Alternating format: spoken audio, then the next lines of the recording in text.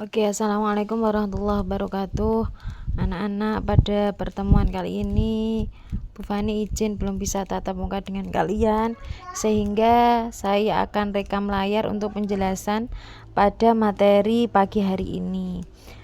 Nah, anak-anak, kemarin kita sudah belajar terkait dengan fungsi komposisi.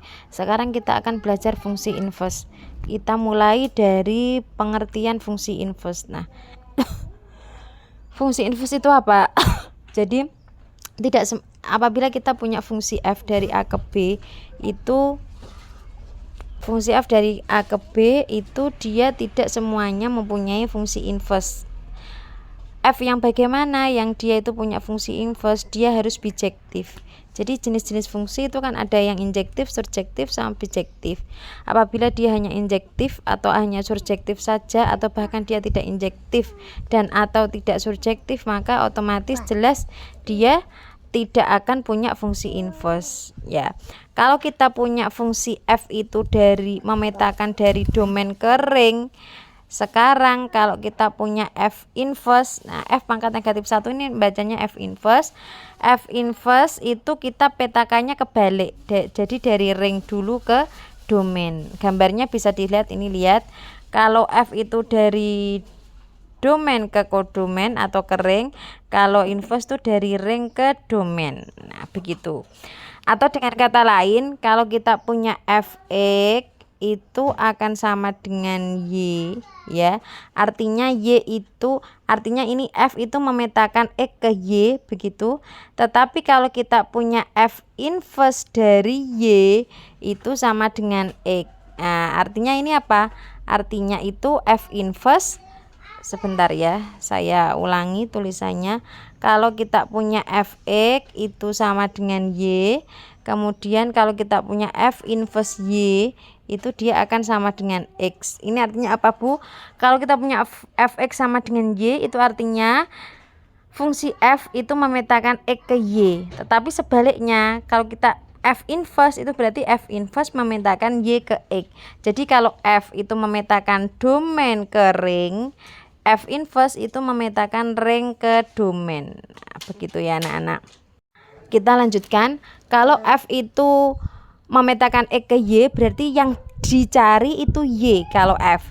Tetapi kalau f inverse itu, karena f inverse itu memetakan y ke x, maka dengan kata lain apabila kita mau mencari fungsi inverse, maka kita harus mencari x sama dengan. Nah ini kita punya contoh soal pertama. Kita punya fungsi f memetakan dari bilangan real ke real, kemudian fungsinya adalah fx sama dengan 3x plus 5. Tentukan rumus fungsinya. Langkah pertama kita harus mengganti fx sama dengan y dulu. Setelah itu, langkah pertama kita mengganti fx sama dengan y. Setelah itu kita akan mencari nilai x-nya. Nah ini kita langkah pertama fx sama dengan y. Kemudian setelah itu kita mencari x sama dengan x tadi itu kan f inverse y, maka setiap ada x kita ganti f inverse y ya, maka diperoleh f inverse y itu sepertiga y min 5. Karena yang dicari adalah f inverse x, maka setiap punya y diganti x, sehingga kita peroleh f inverse x itu sepertiga kali x min 5 begitu. Kalau kita lihat pada gambar grafiknya yang di sebelah kanan itu, kalau kita lihat grafik fungsi fx dengan fungsi f inverse x itu dia merupakan bayangannya. Artinya f inverse x itu grafiknya akan merupakan bayangan dari fx jika dicerminkan terhadap garis y sama dengan x ya.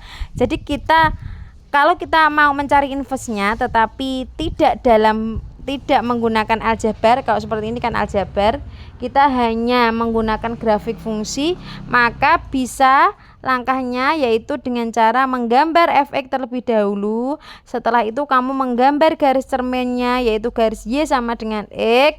Kemudian kita bisa cerminkan garis fx terhadap y sama dengan x, sehingga diperolehlah grafik f inverse x ya. Kamu bisa caranya untuk mencerminkan sebuah garis. Caranya adalah kita ngambil dua titik sembarang di garis fx, kemudian kita cerminkan terhadap garis y sama dengan X. Nah, kita hubungkan. Nah, itu nanti kita ketemu grafik fungsi f inverse X. Lanjut untuk contoh nomor 2. Kita punya fungsi rasional ya.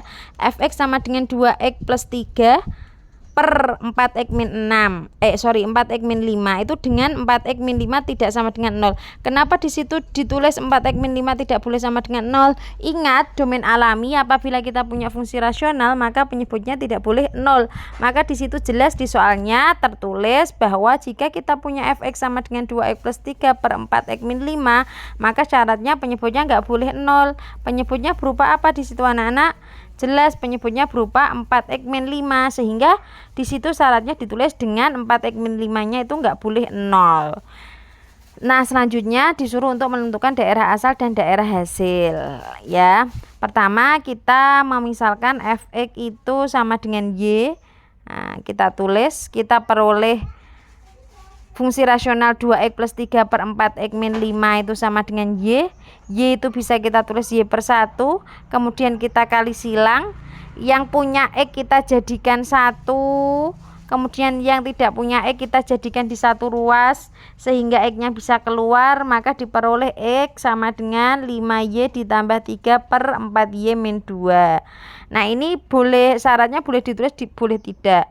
Karena kita punya x itu sama dengan 5y plus 3 per 4y min 2. Syaratnya, karena dia rasional, syaratnya itu penyebutnya nggak boleh 0. Di sini penyebutnya berupa 4y min 2. Sehingga 4y min 2-nya itu tidak boleh 0. Karena kita punya x sama dengan, maka tentulah kita sudah punya fungsi inverse-nya, yaitu f inverse x akan sama dengan 5x plus 3 per 4x min 2. Dengan 4x min 2 itu tidak boleh 0 ya. Daerah asal fungsi f. Daerah asal itu berarti semua anggota bilangan real kecuali syarat dari domainnya. Syarat dari domainnya adalah untuk fx itu 4x min 5 nggak boleh 0. Maka jelas x-nya itu jelas tidak boleh sama dengan 5 per 4. Nah, ini syaratnya seperti itu. Maka daerah fungsinya adalah x sedemikian hingga x-nya nggak boleh sama dengan 5 per 4. Kemudian untuk daerah hasilnya kita bisa melihat daerah hasil dari fx itu kan sama dengan daerah asal dari f inverse x. Maka daerah hasil dari fungsi fx itu kita lihat f inverse x-nya ya. F inverse x-nya di situ syaratnya 4x min 2 ndak boleh 0 ya. 4x min 2 ndak boleh 0. Maka ini merupakan syarat ring. Berarti ring F itu syaratnya ini. Kalau 4x min 2 tidak boleh sama dengan 0 jelas. Berarti 4x tidak boleh 2. Maka jelas x-nya tidak boleh setengah. Maka ini menjadi syarat dari ring F. Karena ring itu semuanya disimbolkan dengan Y, maka di situ ring F ditulis Y sedemikian hingga Y-nya tidak boleh sama dengan setengah. Nah, begitu juga untuk F inverse. Kalau daerah asal fungsi f inverse berarti sama dengan kita melihat fungsi f inverse-nya. Kemudian kalau daerah hasil fungsi f inverse berarti sama dengan kita melihat daerah asal dari fx. Oke, sekarang kita lanjut untuk soal nomor 3. Kita punya fx sama dengan 2x plus 5. Tentukan f2 dan f15. F2, maka kita akan mengganti x sama dengan 2 di fx ya, karena kita mainnya di fx, maka f2 sama dengan 2 kali 2 ditambah 5. Jelas ketemunya 9. Kemudian f15, maka x-nya kita ganti dengan 15. 2 kali 15 ditambah 5 ketemunya 35. Kemudian di situ yang B akan ditanyakan f inverse, maka terlebih dahulu kita harus mencari f inverse-nya. Kalau fx sama dengan 2x plus 5, maka kita otomatis harus mengubah fx itu menjadi y ya.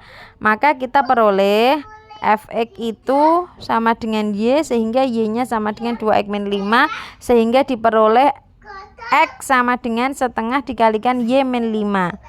Sehingga F inverse X itu bisa ditulis dengan setengah kali X min 5.